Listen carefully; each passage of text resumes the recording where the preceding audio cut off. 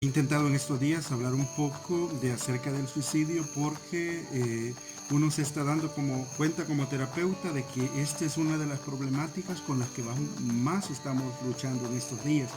De hecho, la salud mental no se ha estado tomando en cuenta como nosotros creeríamos. Ese es uno de los elementos esenciales que no hemos estado tomando en cuenta. Entonces me gustaría un poco, la vez pasada hablé de qué era el suicidio más o menos y qué era lo que pasaba por la mente de estas personas al idear suicidarse, ¿no? Entonces hoy quiero hablar algunas de las razones. Algún Sleiku, por ejemplo, y plantea un teórico y plantea que a veces puede ser un intento de manipulación el hecho del suicidio. Sin embargo, no es tanto el hecho de la manipulación, y uno como terapeuta se da cuenta que más que el intento de manipulación, las personas a veces puede ser resultado de un estado psicótico, que hayan delirios, que hayan alucinaciones. Por ejemplo, alguna persona puede estar en espacios altos y producto de un delirio puede incluso escuchar voces que le digan tirate, lanzate, a veces puede ser desesperanza, falta de ayuda para encarar problemas vitales, porque la resiliencia, o sea, la capacidad para superar adversidades es súper necesaria en nuestra vida.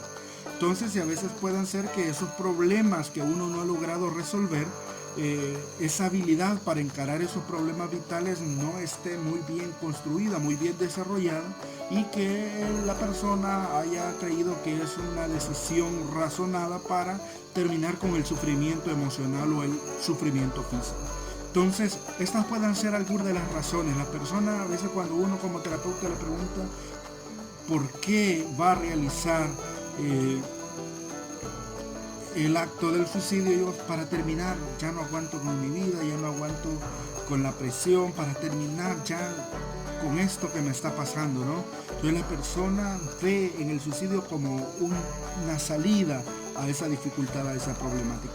Pero la mayoría de las personas suicidas dan algún aviso, dan alguna clave que nos indica que ellos quieren intentar consumar este acto. Entonces eso es lo que pretendo hoy, dar algunas pautas de lo que yo como terapeuta me he ido dando cuenta, y también algunos teóricos lo que plantean. Sobre todo estoy sobre la base de Lake, un teórico que ha desarrollado,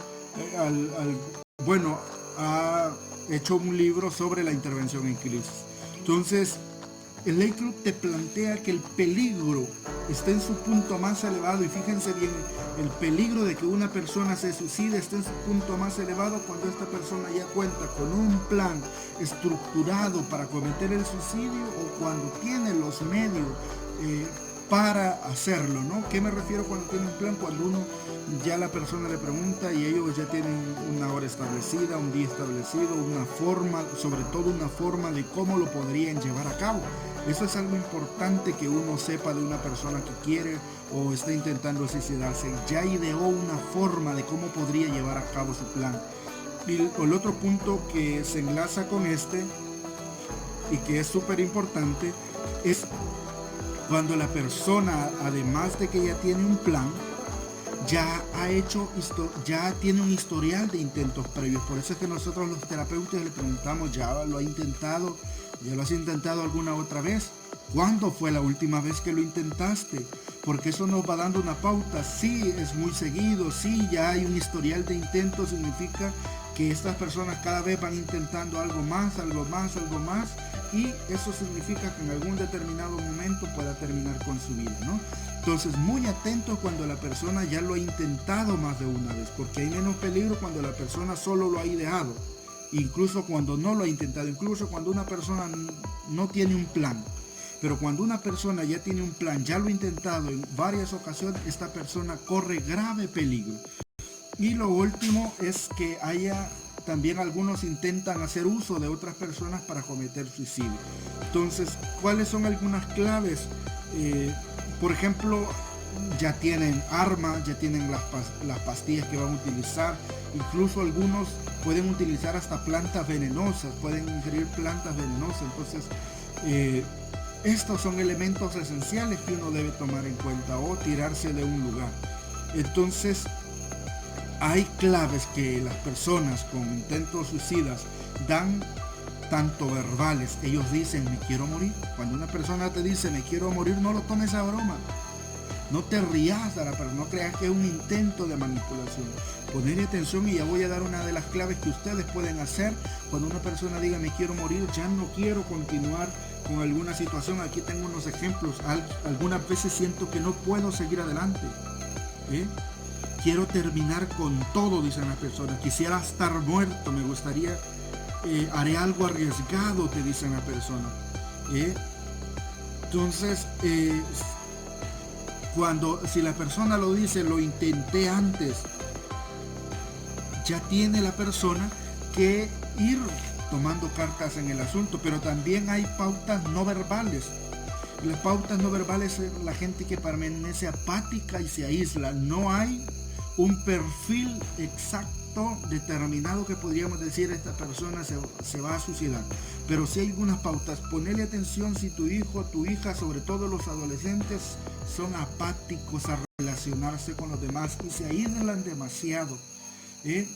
Si se ve un estado de ánimo depresivo, cuando las personas entran en un estado de ánimo depresivo, dejan de comer algunos o algunas, otros duermen demasiado, otros ya no sienten, ya algunas actividades que antes hacían ya no las hacen porque ya no les parecen placenteras, ya no les generan aquella satisfacción que antes les generaba.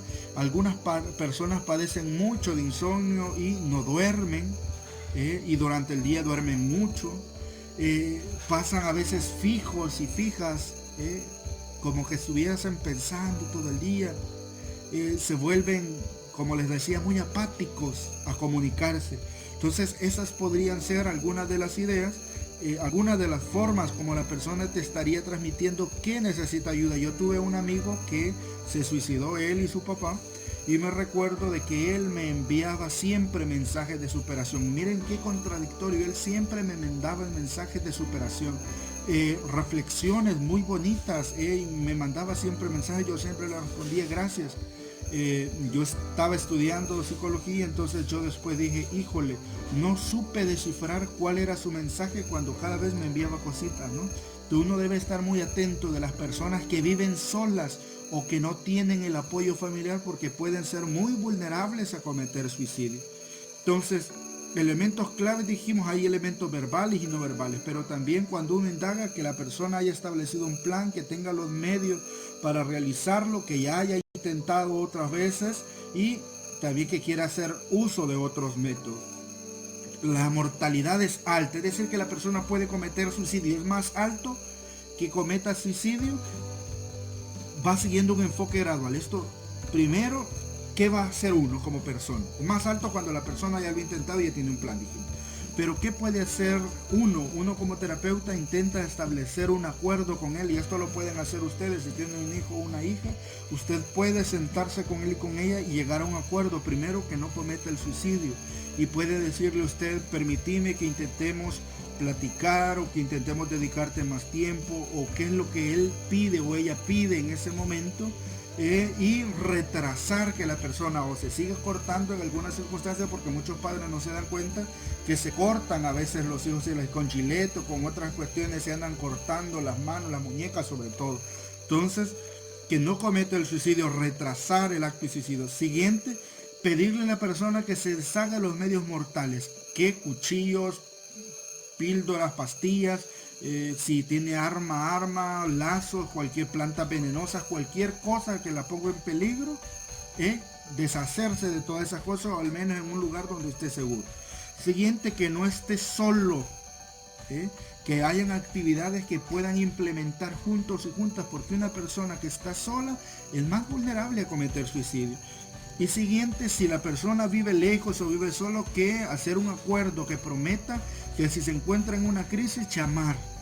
Yo ya les he comentado, yo cuando he hecho estos acuerdos con personas que se han intentado suicidar, ellos me llaman o ellos me escriben. Y puede ser las 10, las 11 de la noche, pero yo en ese mismo momento me levanto y yo comienzo a platicar con esa persona para convencerla que se dé un chance más. Y uno tiene que, ¿qué cosas tiene que hacer al realizar este contacto con las personas? Primero hay que escucharlas de manera cuidadosa. ¿Qué significa escucharlas de manera cuidadosa? Y cuando uno está platicando con estas personas, para que ellas perciban de que uno les está poniendo atención de verdad. Uno puede utilizar frases como ok, perfecto, entiendo, lo que estás pasando. Incluso en ese que ellos, el contacto visual uno lo tiene que hacer con esa persona, no como una mirada para juzgar, no una mirada para criticar, no. También uno reflejar los sentimientos y las emociones con firmeza. Significa que frente a la persona probablemente nosotros no lloremos, y hay que tratar de no llorar, pero sí que ella vea que nosotros estamos empatizando con ella, que la estamos escuchando. Y comunicar aceptación, no comunicar rechazo. A veces comunicamos rechazo a la persona y mirar lo que estás pensando. No, comunicar aceptación. Incluso si ella nos dice que se está sintiendo triste, decirle entiendo. Es normal sentirnos tristes ante una situación como la que normalicemos esa emoción, porque si nosotros al contrario le decimos imagínate cómo te estás sintiendo, en vez de sentirte alegre por lo que tenés, terminamos culpabilizando a la persona y terminamos hundiéndola. Al contrario, tenemos que decirle entiendo muy bien lo que te está pasando, entiendo lo que te está sucediendo. Es normal sentirse así. Como persona tenés derecho, todos en alguna ocasión nos hemos sentido así. Entonces es normal que te estés sintiendo así. ¿Qué no tenemos que hacer? Comenzar a contar nuestra propia historia e interrumpir la de la persona. Eso no lo tenemos que hacer. Fíjate, yo he pasado por esto y esto y esto, y vos con lo que te estás muriendo. Jamás. Vamos a hacer sentir peor a la persona y la vamos a terminar alorillando al suicidio. ¿Qué otra cosa? Ignorar sus sentimientos, ignorar sus emociones, rechazar sus emociones, hacerlo sentir a alguien débil por lo que está sintiendo. Y lo otro es juzgar o tomar partido. Yo que tú no haría eso. Algo muy dañino para la persona a la que estamos intentando ayudar. Entonces, estas son algunas de las formas con las que nosotros podemos ayudar a otra persona. Y alguien me podría decir, ¿y qué puedo hacer con un adolescente y que ya me perdió la confianza? Miren, lo primero, traten de no hablar ya de cosas íntimas, porque la persona ya anda como a la defensiva. Ya la persona ya no quiere platicar porque probablemente ya perdió la confianza. Alguien me hacía esta pregunta. Lo primero que hay que hacer es escuchar sin juzgar. Hay que darse tiempo con las personas. A veces las personas lo que necesitan es que uno las escuche, como yo siempre les he dicho, y que las acepte tal como son, porque a veces desde la infancia vienen sufriendo estos problemas que no son aceptados dentro de sus familias. La aceptación entonces es un elemento muy importante. Y para no ser tan largo el video, en otras voy a profundizar sobre todo con el problema con las y los adolescentes y que a veces intentan suicidarse. Un gusto, saludos.